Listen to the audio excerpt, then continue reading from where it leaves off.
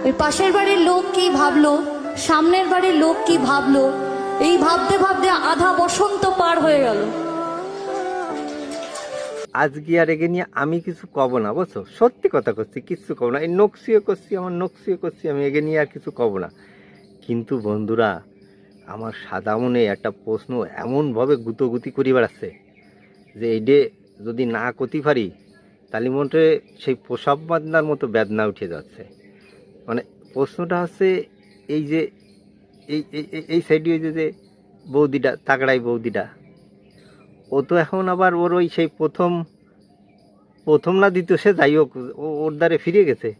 তা এই যে বাচ্চা হয়েছে পেটে দেখাচ্ছে, বাচ্চা হয়েছে, এই বাচ্চাটা বাবা কবে কারে, মানে ওই যার কাছে গেছে এখন ওরে, নাকি এই দীপঙ্কর বাবুরি কারে কবে?